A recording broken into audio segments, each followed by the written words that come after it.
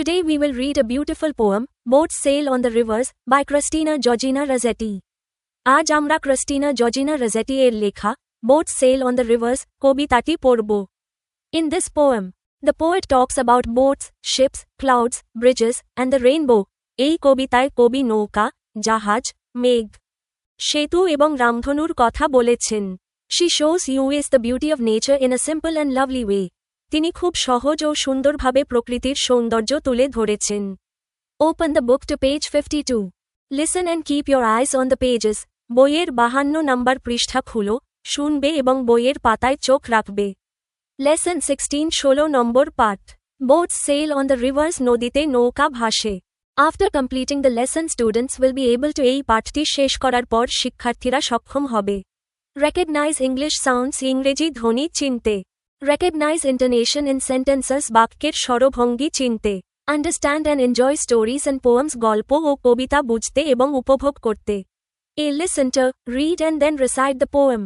কবিতাটি শোনো, পড়ো এবং তারপর আবৃত্তি করো। Boats sail on the rivers নদীতে নৌকা চলে। Christina Georgina Rossetti. Boats sail on the rivers. নদীতে নৌকা চলে। And ships sail on the seas. আর সমুদ্রে জাহাজ চলে। But clouds that sail across the sky. কিন্তু আকাশে ভেসে বেড়ানো মেঘ are prettier far than these. এসবের চেয়ে অনেক বেশি সুন্দর। There are bridges on the rivers. নদীর উপর আছে সেতু। As pretty as you please.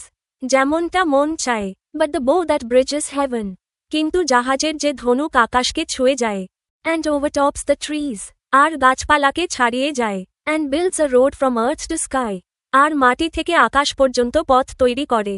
Is prettier far than these. সেটা এসবের চেয়ে অনেক বেশি সুন্দর। A1.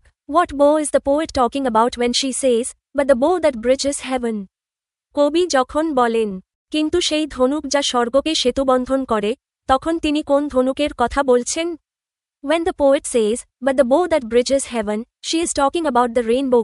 কবি যখন বলেন, কিন্তু যে ধনুক স্বর্গকে সংযুক্ত করে, তখন তিনি তারা চিহ্ন রামধনু তারা চিহ্ন র কথাই বলছেন। A rainbow looks like a colorful arch in the sky after rain. বৃষ্টির পর আকাশে রামধনু দেখতে একটি রঙিন ধনুকের মতো। It seems to connect the earth with the sky, so the poet imagines it as a beautiful bridge between heaven and earth. এটি যেন পৃথিবীকে আকাশের সাথে সংযুক্ত করে, তাই কবি এটিকে স্বর্গ ও পৃথিবীর মধ্যে একটি সুন্দর সেতু হিসেবে কল্পনা করেন। You can tell us about our mistakes in the comments. আপনারা আমাদের ভুলগুলো কমেন্টে জানাতে পারেন। If you find it useful, please subscribe. যদি উপকৃত হন, তবে সাবস্ক্রাইব করুন, share the video and tell your friends. ভিডিওটি শেয়ার করুন এবং বন্ধুদের সঙ্গে জানিয়ে দিন। Our program is designed in such a way that students can learn and gain knowledge on their own without any guidebooks. আমাদের আয়োজন এমনভাবে পরিকল্পনা করা হয়েছে যাতে শিক্ষার্থীরা কোনো গাইড বই ছাড়াই নিজস্বভাবে আনন্দের সঙ্গে শিখতে পারে এবং জ্ঞান অর্জন করতে পারে। Thank you. ধন্যবাদ।